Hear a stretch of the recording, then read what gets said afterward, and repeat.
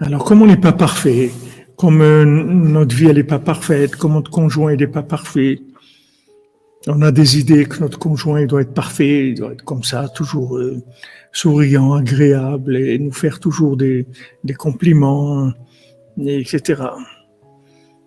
Et voilà, on a envie que ça soit comme ça. Et c'est pas comme ça, on est en colère.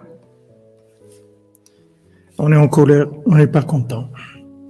Alors la tchouva de Elul, c'est d'accepter que ce qu'on est, c'est ce que Hachem il veut qu'on soit.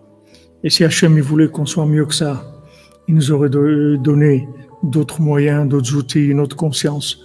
Il nous aurait fait naître dans d'autres foyers, il nous aurait fait connaître d'autres choses, il nous aurait fait rencontrer d'autres gens. Donc si Hachem il nous a fait comme on est, c'est comme ça qu'il nous veut, des cordonniers à trois coins. Il nous veut comme ça. Donc il faut être content. Il faut faire tchouva sur la tristesse. C'est la plus grande avodah zara qui existe, c'est la tristesse. Les gens qui râlent, qui sont tristes, c'est le plus grand avodah zara qui existe.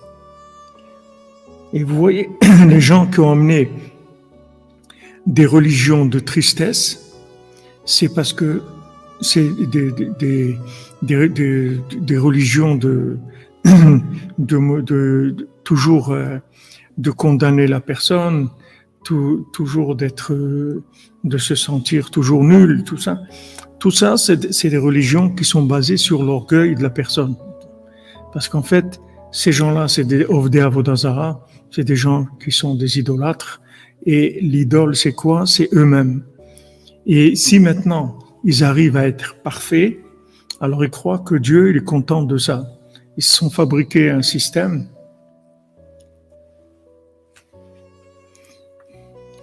et voilà, ils croient que le jour où ils seront des Superman, alors à ce moment-là, Dieu sera content. Ils ont fabriqué un Dieu de la perfection. Et le Dieu, c'est pas un Dieu de la perfection. Quand les anges sont venus avec cet argument, quand ils ont accusé la création de l'homme, ils ont dit à Hachem, mais qu'est-ce que tu vas créer l'homme? Il va fauter, il va faire des bêtises. Parce que les anges, eux aussi, c'est des perfectionnistes, les anges. Donc, ils ont cru que Dieu va créer un monde parfait. Quelqu'un dans ce monde, quand il fait quelque chose, alors, a priori, on ne dit pas après, mais disons a priori, il veut faire quelque chose qui soit bien. Il ne va pas faire quelque chose qu'a priori qui ne marche pas très bien.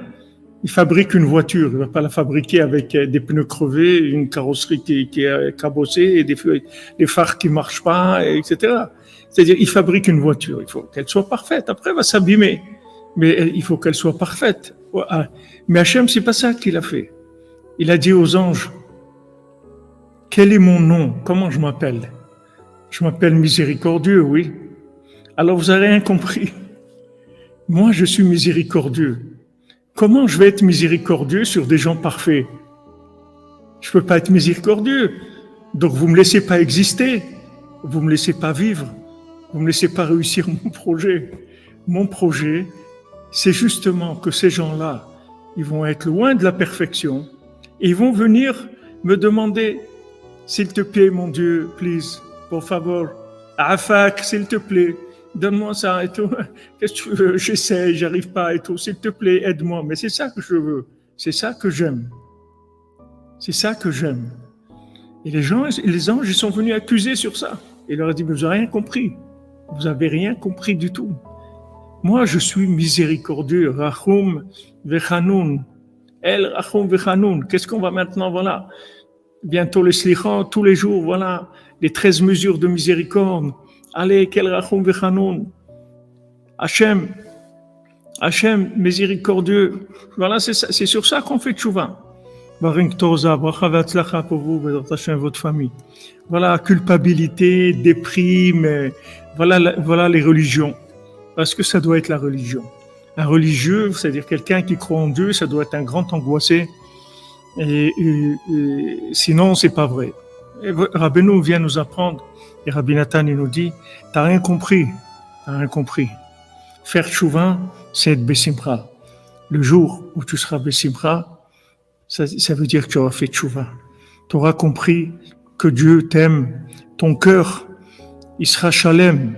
Ton cœur, il va être bien avec Dieu. Il va être bien, tu vas te sentir bien avec Dieu. Ça ne veut pas dire que tu es parfait, du tout. Mais tu vas te sentir bien. Tu vas te sentir bien avec ton papa parce que tu sais que ton papa, il t'aime. Que pas uniquement parce que tu as réussi au bac ou tu as eu ton diplôme à HEC. Ton papa, il t'aime parce que tu es ton enfant. Et il t'aime, c'est tout. Et que tu réussisses à HEC, ou que tu sois sur la chaussée, ou que tu sois dans le canal du Midi, ou là où tu es, il t'aime. C'est tout. Maintenant, si tu réussis, tu réussis. Si tu réussis pas, tu réussis pas. Il va te faire tout pour que tu réussisses et pour que tu sois joyeux. Mais au-dessus de tout, avant tout, pendant tout et après tout, il t'aime.